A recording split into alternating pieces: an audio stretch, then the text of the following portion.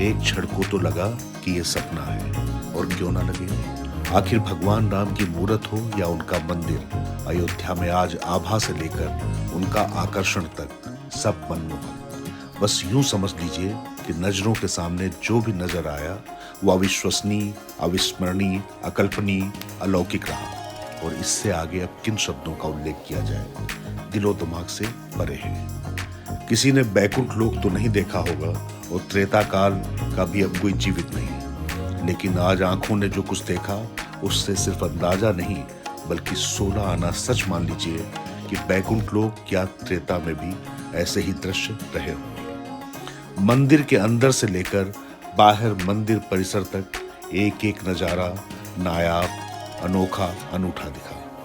उस पर आसमान से पुष्प वर्षा ने इसमें 4 चांद लगा दिए, मानो देवतागण खुश होकर फूलों की बारिश कर रहे हैं। आज अयोध्या की धरती भी अपने आराध्य के लिए जैसे पलक पावड़े बिछाए हो, मौसम खुशनुमा रहा। जो अपने आराध्य के साक्षात दर्शन का साक्षी रहा हो, या फिर अयोध्या से दूर अपने घरों और दफ्तरों में टीवी और मोबाइल के स्क्रीन पर दर्शन के साक्षी बने, सबके लिए दिव्य, भव्य और ऐतिहासिक क्षण रहा।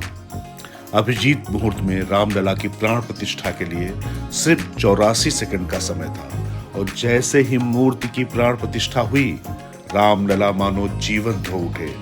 नख से लेकर शिखा तक भगवान का दिव्य और भव्य स्वरूप पूरे वातावरण को दिव्यता और भव्यता प्रदान कर रहा था। अयोध्या में राम मंदिर प्राण प्रतिष्ठा समारोह ने अयोध्या को विश्व मानचित्र पर लाकर खड़ा कर दिया है, और मेरा स्पष्ट तौर पर मानना है दूसरा तिरुपति बनने जा रहा है। और तिरुपति क्या, दुनिया का सबसे अधिक आकर्षण का केंद्र। मंदिर के बहाने उद्योग, उद्योग के बहाने रोजगार, और उससे वहां की स्थानीय आर्थिक स्थिति बेहतर होना। बड़े बड़े उद्योग तो बाद में आएंगे, लेकिन वहां के लोगों की स्थिति बेहतर होना, ये सब पैकेज, ये अयोध्या धाम को आज नरेंद्र मोदी ने एक तरह से कहें कि उपहार के तौर पर दे दिया है।